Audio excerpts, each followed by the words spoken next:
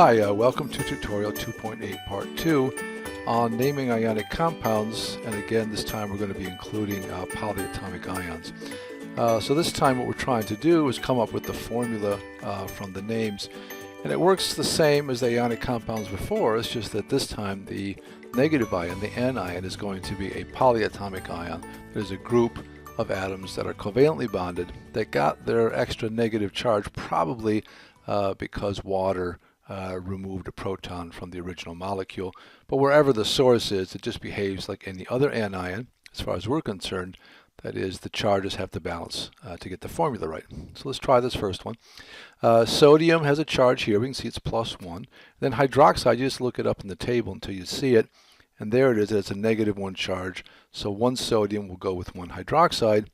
You see it here. A single positive ion, sodium, will attract a single hydroxide ion, even though there are multiple atoms in this ion. So the formula is just NaOH. And the rest are really most the same kind of thing. We're just balancing charges. So let's try this. One calcium hydroxide. We already saw hydroxide's -1, calcium is +2, so that ion will be able to attract 2 hydroxide per calcium.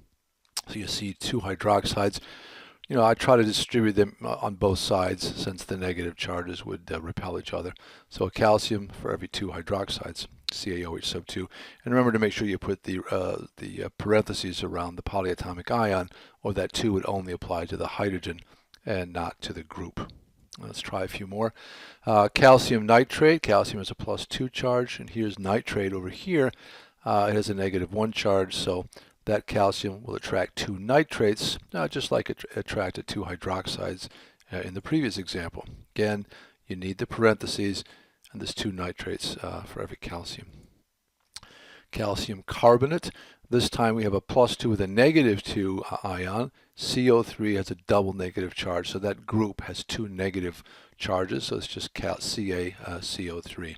One calcium attracts 1 carbonate. And notice I try to kind of color code these so that you kind of tell that, yeah, the +2 goes with the -2. I'll put those in green just to kind of get you used to the charges kind of balancing out. A couple more. Let's try this one. Sodium carbonate. This time we have a +1 ion. The sodium has a +1 charge. Carbonate 2 minuses. So that carbonate can accommodate 2 sodium ions to balance those charges. So it would be Na2CO3. And you would think of it as having an Na on either side of a carbonate unit, although these units would be part of a larger crystal, so don't let that be a stumbling block. 1 or 2 more. Potassium phosphate. Phosphate has a -3 charge. There it is, right there. 3 minuses. Potassium has only a single positive, so that -3 phosphate can attract 3 of those potassiums, so it's K3PO4. Potassium permanganate. I threw this one in only because the permanganate is a little bit unusual. It's got that per in the front, so you might have a harder time finding it, but it's just MnO4 with a single minus. There it is, and potassium, as we know, is +1. So KMnO4 is potassium permanganate. Sodium chromate. Sodium has a +1 charge. Chromate 2 minuses. Where is it? There it is, chromate. So 2 sodiums go with the chromate. Na2CrO4. Copper 2 sulfate. So a couple of transition metals thrown in just to make sure we don't forget about those. The copper has a Roman numeral 2 after it, so we know it has a +2 charge.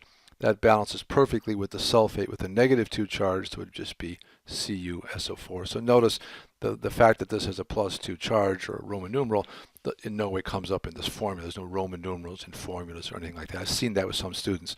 That would just be a mistake.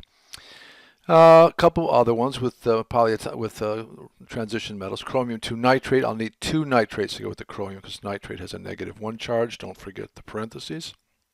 2 nitrates to go with the chromium. Here's one potassium thiocyanate. Again, thiocyanate is one of those that has multiple atoms, so it's a little bit confusing. SCN, and sometimes you'll see this written in a different order, but it has a -1 charge, the potassium +1, so it's just KSCN. When you see that as a formula, you might be confused. You might say, well, where's the positive and negative ion? All that's the negative ion. The SCN as a group is a -1 ion. Sodium hypochlorite, same kind of thing. The series of letters, if you saw this one, might confuse you, but 1+ with the hypochlorite, which is just ClO-. By the time you're done writing it, it just looks like a string of letters, but it's just one positive ion with one negative ion. I think we've got a couple left. Aluminum nitrate, aluminum's +3, nitrate's -1, so we'll need 3 nitrates. That's just standard. No transition metal involved. 3 nitrates with the aluminum. And then finally aluminum sulfate, that type that's perhaps the hardest, the +3 ion with a -2. There's the sulfate with a -2, so we need 2 aluminums to go with 3 sulfates. Don't forget the parentheses. That's it, nothing really new, and once the table is in front of you and you don't have to memorize those, it really shouldn't cause you any trouble. Just don't forget to put the parentheses when there's more than one of a particular polyatomic ion. That's it. Good luck with that. We'll practice together and see you in class. Thanks.